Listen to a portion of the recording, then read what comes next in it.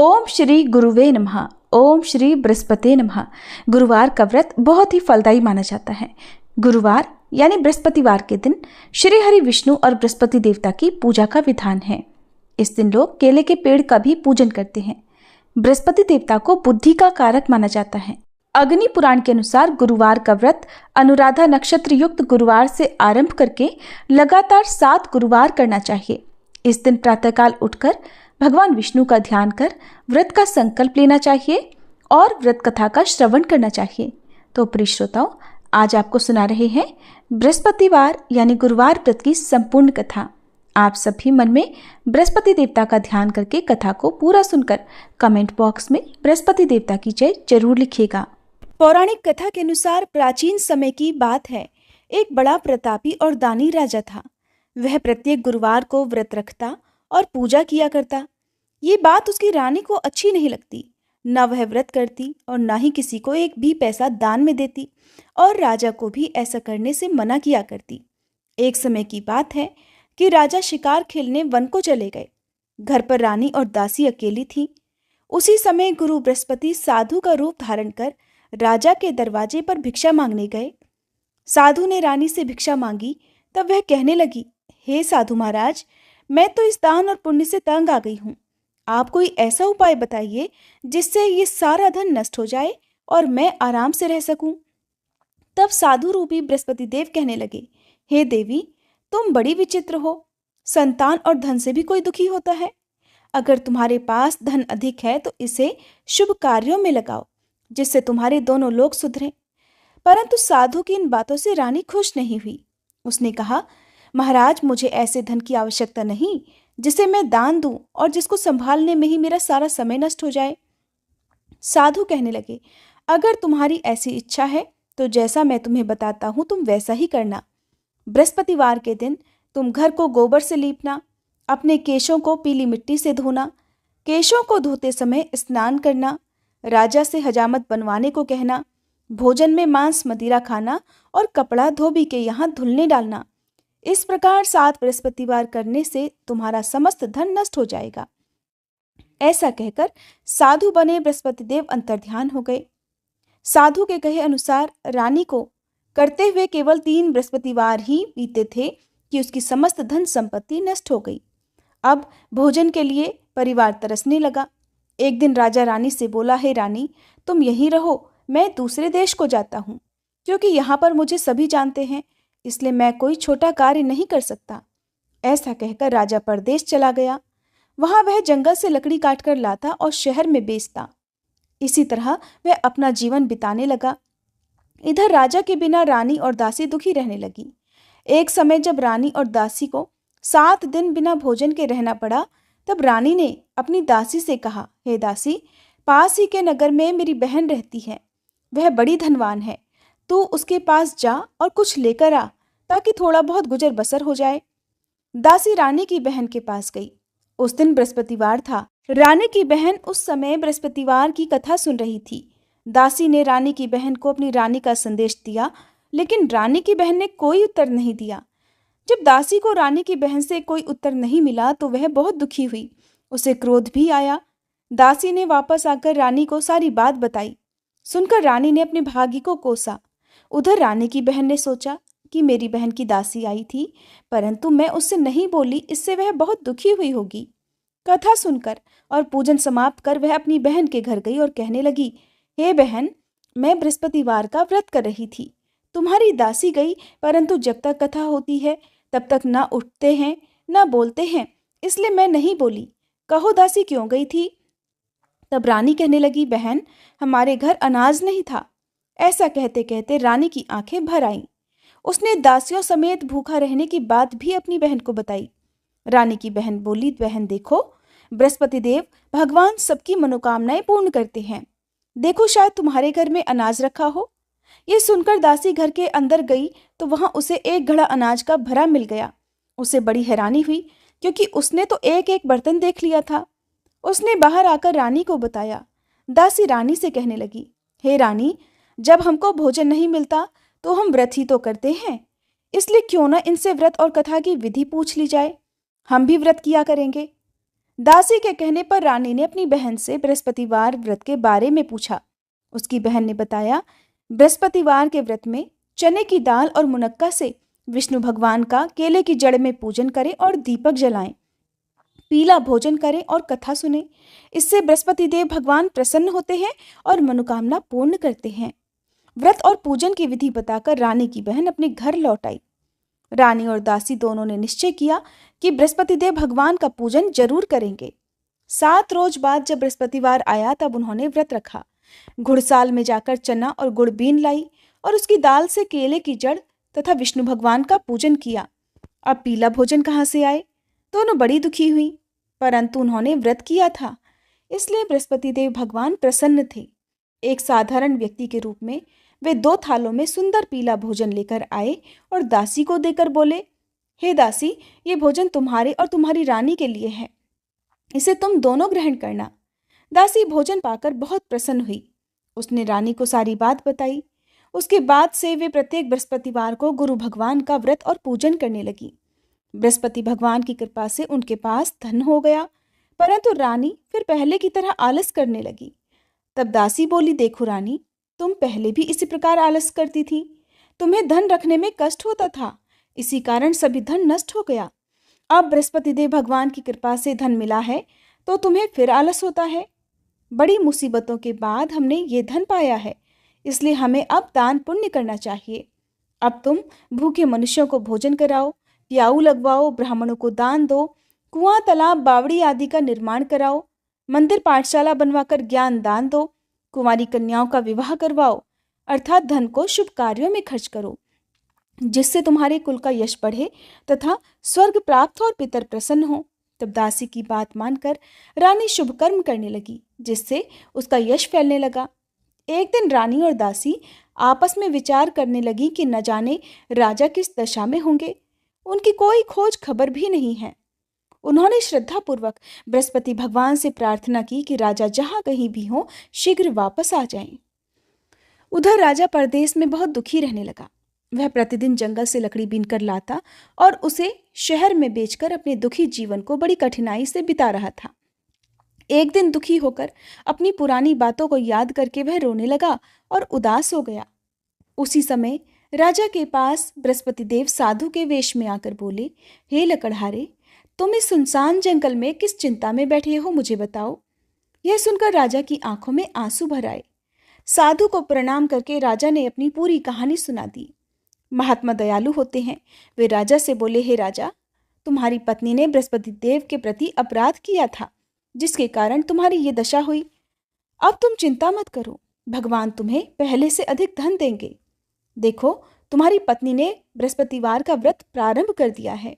अब तुम भी बृहस्पतिवार का व्रत करके चने की दाल और गुड़ जल के लोटे में डालकर केले का पूजन करो, फिर कथा कहो या सुनो। भगवान तुम्हारी सभी कामनाओं को पूर्ण करेंगे। साधु की बात सुनकर राजा बोला, हे प्रभु, लकड़ी बेचकर तो इतना पैसा भी नहीं मिलता जिससे भोजन के बाद में कुछ बचा सकूं, और मैंने रात में अपनी रानी को व्याकुल देखा है। मेरे पास कोई साधन नहीं जिससे उसका समाचार जान सकूं, फिर मैं कौन सी कहानी कहूं, ये भी मुझको नहीं पता। साधु महाराज कहने लगे, हे राजा, मन में बृहस्पति भगवान के पूजन व्रत का निश्चय करो, वे स्वयं तुम्हारे लिए कोई राह बना देंगे। बृहस्पतिवार के दिन तुम रोजाना की तरह लकड़ियां लेकर शहर में जाना।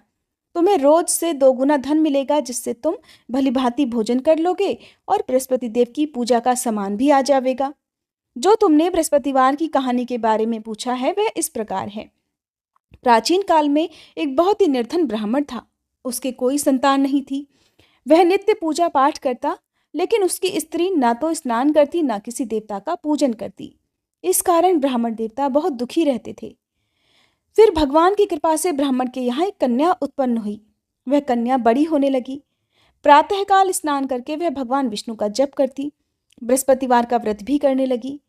पूजा पाठ समाप्त कर पाठशाला जाती तो वह अपनी मुट्ठी में जौ भर के ले जाती और पाठशाला के मार्ग में डालती जाती। लौटते समय वही जौ स्वर्ण के हो जाते तो उनको बीनकर घर ले आती। एक दिन वह बालिका सूप में उन सोने के जौ को फटक कर साफ कर रही थी कि तभी उसकी माँ ने देख लिया और कहने लगी, हे बेटी, सोने के जौ को फटकने के लिए तो सोने का सूप भी होना चाहिए। दूसरे दिन गुरुवार था। कन्या ने व्रत रखा और बृहस्पति देव से सोने का सूप देने की प्रार्थना की। बृहस्पति देव ने उसकी प्रार्थना स्वीकार कर ली। रोजाना की तरह वह कन्या जौ फैलाती हुई पाठशाला चली गई। पाठशाला से लौटकर जब वह जौ बीन रही थी, तब बृहस्पति देव की कृपा से उसे सोने का सूप भी मिल गया। उसे वह घर ले आई और उससे जौ साफ करने लगी, परंतु उसकी माँ का वही ढंग रहा। एक दिन की बात है, वह कन्या सोने के सूप में जौ साफ कर रही थी। उसी समय उस नगर का राजकुमार वहां से निकला। कन्या के रूप और कार्य को देखकर वह उस पर मोहित हो गया।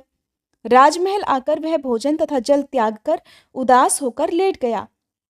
राजा को जब राजकुमार द्वारा अन्न जल त्यागने का समाचार ज्ञात हुआ, तब वह अपने मंत्रियों के साथ अपने पुत्र के पास गया और कारण पूछा। राजकुमार ने राजा को उस लड़की के घर का पता भी बता दिया। मंत्री उस लड़की के घर गया। मंत्री ने ब्राह्मण के समक्ष राजा की ओर से निवेदन किया और कुछ ही समय बाद ब्राह्मण की कन्या का विवाह राजकुमार के साथ संपन्न हो गया।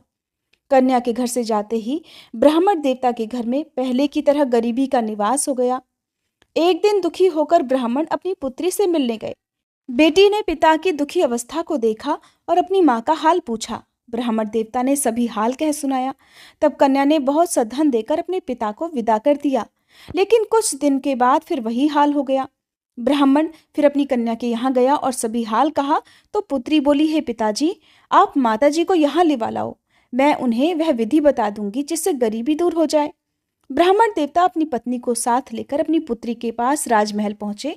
तब पुत्री अपनी माँ को समझाने लगी, हे माँ, तुम प्रातःकाल स्नान आदि करके विष्णु भगवान का पूजन करो तो सब दरिद्रता दूर हो जाएगी।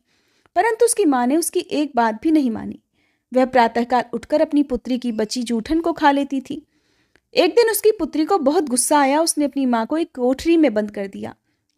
प्रातः उसे स्नान आदि करा के पूजा पाठ करवाया तो उसकी माँ की बुद्धि ठीक हो गई। इसके बाद वह नियम से पूजा पाठ करने लगी और प्रत्येक बृहस्पतिवार को व्रत भी रखने लगी। इस व्रत के प्रभाव से मृत्यु के बाद वह स्वर्ग को गई। वह ब्राह्मण देवता भी सुखपूर्वक इस लोक का सुख भोगकर स्वर्ग को प्राप्त हुए। इस तरह कहानी कहकर साधु बने देवता वहां से आलोप हो गए। धीरे धीरे समय बीतने पर फिर बृहस्पतिवार का दिन आया। राजा जंगल से लकड़ी काटकर शहर में बेचने गया। उसे उस दिन और दिनों से अधिक धन मिला। राजा ने चना गुड़ आदि लाकर बृहस्पतिवार का व्रत किया।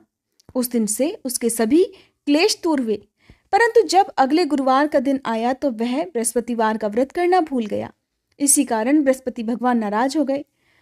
उस दिन उस नगर के राजा ने विशाल यज्ञ का आयोजन किया था तथा अपने समस्त राज्य में घोषणा करवा दी कि सभी मेरे यहाँ भोजन करने आए, किसी के घर चूल्हा न जले और इस आज्ञा को जो न मानेगा उसको फांसी की सजा दी जाएगी। राजा की आज्ञा अनुसार राज्य के सभी निवासी राजा के भोज में सम्मिलित हुए, लेकिन लकड़हारा कुछ देर से पहुंचा, इसलिए राजा उसको अपने साथ महल में ले गए। जब राजा लकड़हारे को भोजन करा रहे थे तब रानी की दृष्टि उस खूंटी पर पड़ी जिस पर उसका हार लटका हुआ था। उसे हार खूंटी पर लटका दिखाई नहीं दिया। रानी को निश्चय हो गया कि मेरा हार इसी लकड़हारे ने चुरा लिया है। उसी समय सैनिकों को बुलवाकर उसको जेल में डलवा दिया। अब लकड़हारा जेल में विचार करने लगा कि न जाने कौन से पूर्व जन्म के कर्म से मुझे ये दुख प्राप्त हुआ है, और जंगल में मिले साधु को याद करने लगा।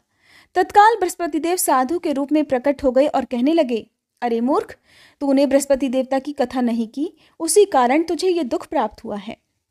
अब चिंता मत कर, बृहस्पतिवार के दिन जेल खाने के दरवाजे पर तुझे 4 पैसे पड़े मिलेंगे। उनसे तू बृहस्पतिवार की पूजा करना तो तेरे सभी कष्ट दूर हो जाएंगे। अगले बृहस्पतिवार उसे जेल के द्वार पर 4 पैसे मिले। राजा ने पूजा का सामान मंगाकर कथा कही और प्रसाद बांटा। उसी रात में बृहस्पति देव ने उस नगर के राजा को स्वप्न में कहा, हे राजा, तूने जिसे जेल में बंद किया है उसे कल छोड़ देना, वह निर्दोष है। राजा प्रातःकाल उठा और खूंटी पर हार टंगा देखकर लकड़हारे को बुलाकर क्षमा मांगी तथा राजा के योग्य सुंदर वस्त्र आभूषण भेंटकर उसे विदा किया। गुरुदेव की आज्ञा के अनुसार राजा अब अपने नगर को चल दिया। राजा जब नगर के निकट पहुंचा तो उसे बड़ा ही आश्चर्य हुआ। नगर में पहले से अधिक बाग, तालाब और कुएं तथा बहुत सी धर्मशालाएं, मंदिर आदि बने हुए थे। राजा ने पूछा, ये किसका बाग और धर्मशाला है? तब नगर के सभी लोग कहने लगे, ये सब रानी और दासी द्वारा बनवाए गए हैं। राजा को आश्चर्य हुआ और गुस्सा भी आया कि उसकी अनुपस्थिति में रानी के पास धन कहाँ से आया होगा। उधर जब रानी ने ये खबर सुनी कि राजा आ रहे हैं तो उसने अपनी दासी से कहा, हे दासी देख, राजा हमको कितनी बुरी हालत में छोड़ गए थे। वो हमारी ऐसी हालत देखकर लौट ना जाएं, इसलिए तू दरवाजे पर खड़ी हो जा। रानी की आज्ञा अनुसार दासी दरवाजे पर खड़ी हो गई और जब राजा आए तो उन्हें अपने साथ महल में लिवा लाई। तब राजा ने क्रोध करके अपनी तलवार निकाली और पूछने लगा, बताओ ये धन तुम्हें कैसे प्राप्त हुआ। तब रानी ने सारी कथा कह सुनाई। राजा ने निश्चय किया कि मैं रोजाना दिन में 3 बार कहानी कहा करूंगा और रोज ही व्रत किया करूंगा। अब हर समय राजा के दुपट्टे में चने की दाल बंधी रहती तथा दिन में 3 बार कथा कहता। एक रोज राजा ने विचार किया कि चलो अपनी बहन के यहाँ हो आए। इस तरह निश्चय करके वह राजा घोड़े पर सवार होकर अपनी बहन के यहाँ चल दिया। मार्ग में उसने देखा कि कुछ आदमी एक मुर्दे को लिए जा रहे हैं। उन्हें रोककर राजा कहने लगा, अरे भाइयों, मेरी बृहस्पतिवार की कथा सुन लो। वे बोले, लो, हमारा तो आदमी मर गया है, इसको अपनी कथा की पड़ी है। परंतु कुछ आदमी बोले, अच्छा कहो, हम तुम्हारी कथा भी सुनेंगे। राजा ने दाल निकाली और अपनी कथा कहनी शुरू कर दी। जब कथा आधी हुई तो मुर्दा हिलने लगा। जब कथा समाप्त हुई तो राम राम करके वह मनुष्य खड़ा हो गया। राजा आगे बढ़ा। उसे चलते चलते शाम हो गई। आगे मार्ग में उसे एक किसान खेत में हल चलाता मिला। राजा ने उससे भी कथा सुनने का आग्रह किया, लेकिन वह नहीं माना। राजा आगे चल पड़ा। राजा के हटते ही बैल पछाड़ खाकर गिर गए और किसान के पेट में बहुत जोर से दर्द होने लगा। उसी समय किसान की माँ रोटी लेकर आई। उसने जब देखा तो अपने पुत्र से सब हाल पूछा। बेटे ने सभी हाल बता दिया। बुढ़िया दौड़ी दौड़ी उस घुड़सवार के पास पहुंची और उससे बोली, मैं तेरी कथा सुनूंगी, तू अपनी कथा मेरे खेत पर ही चलकर कहना। तब राजा ने लौटकर बुढ़िया के खेत पर जाकर कथा कही, जिसके सुनते ही बैल खड़े हो गए तथा किसान के पेट का दर्द भी बंद हो गया। अब राजा अपनी बहन के घर पहुंच गया। बहन ने भाई की खूब मेहमानी की। दूसरे रोज प्रातःकाल राजा जगा तो वह देखने लगा कि सब लोग भोजन कर रहे हैं। राजा ने अपनी बहन से पूछा कि ऐसा कोई मनुष्य है जिसने भोजन ना किया हो, जो मेरी बृहस्पतिवार की कथा सुन ले। तब बहन बोली, हे भैया, ये देश ऐसा ही है। यहाँ लोग पहले भोजन करते हैं, बाद में कोई अन्य काम करते हैं। फिर वह एक कुम्हार के घर गई जिसका लड़का बीमार था। उसे मालूम हुआ कि उसके यहाँ 3 दिन से किसी ने भोजन नहीं किया है। रानी ने अपने भाई की कथा सुनने के लिए कुम्हार से कहा। तब वह तैयार हो गया। राजा ने जाकर बृहस्पतिवार की कथा कही, जिसको सुनकर उसका लड़का ठीक हो गया। अब तो राजा की प्रशंसा होने लगी। एक दिन राजा ने अपनी बहन से कहा, बहन, अब मैं अपने घर जाऊंगा, तुम भी तैयार हो जाओ। राजा की बहन ने अपनी सास से अपने भाई के साथ जाने की आज्ञा मांगी। सास बोली, हाँ चली जा, मगर अपने लड़के को मत लेकर जाना, क्योंकि तेरे भाई की कोई संतान नहीं होती है। बहन ने अपने भाई से कहा, हे भैया, मैं तो चलूंगी, मगर कोई बालक नहीं जाएगा। तब राजा कहने लगा कि जब बालक ही नहीं जाएंगे तब तुम भी चलकर क्या करोगी। और अपनी बहन को भी छोड़कर दुखी मन से राजा अपने नगर को लौट आया। राजा ने अपनी रानी से सारी कथा बताई और बिना भोजन किए वह शैया पर लेट गया। रानी बोली, हे प्रभु, बृहस्पति देव ने हमें सब कुछ दिया है, वे हमें संतान भी अवश्य देंगे। उसी रात बृहस्पति देव ने राजा को स्वप्न में कहा, हे राजा, उठ, सभी सोच त्याग दे, तेरी रानी गर्भ से है। राजा को यह जानकर बड़ी खुशी हुई। 9वें महीने रानी के गर्भ से एक सुंदर पुत्र पैदा हुआ। तब राजा बोला, हे रानी, स्त्री बिना भोजन के रह सकती है, परंतु बिना कहे नहीं रह सकती। जब मेरी बहन आए तब तुम मुझसे कुछ मत कहना। रानी ने हाँ कर दी। जब राजा की बहन ने यह शुभ समाचार सुना तो वह बहुत खुशी हुई और बधाई लेकर अपने भाई के यहाँ आई। रानी ने तब उसे आने का उलाहना दिया। जब भाई अपने साथ ला रहे थे तब तो टाल गई, उनके साथ नहीं आई और आज अपने आप ही भागी भागी बिना बुलाए आ गई। तब राजा की बहन बोली, भाई, मैं इस प्रकार न कहती तो तुम्हारे घर औलाद कैसे होती। बृहस्पति देव सभी कामनाएं पूर्ण करते हैं। जो सद्भावना पूर्वक बृहस्पतिवार का व्रत करता है और कथा पढ़ता है अथवा सुनता है और दूसरों को सुनाता है, बृहस्पति देव उसकी सभी मनोकामनाएं पूर्ण करते हैं, उसकी सदैव रक्षा करते हैं। जो संसार में सद्भावना से गुरुदेव का पूजन और व्रत सच्चे हृदय से करते हैं, उनकी सभी कामनाएं वैसे ही पूर्ण हो जाती हैं जैसी सच्ची भावना से रानी और राजा ने बृहस्पति देव की कथा का गुणगान किया तो उनकी सभी इच्छाएं बृहस्पति देव जी ने पूर्ण की। अनजाने में भी बृहस्पति देव की उपेक्षा ना करें, ऐसा करने से सुख शांति नष्ट हो जाती है। और कथा सुनने के बाद सभी को प्रसाद ग्रहण करके जाना चाहिए। हृदय से बृहस्पति देव का मनन करते हुए जयकारा बोलना चाहिए। प्रेम से बोलिए, बृहस्पति देवता की जय।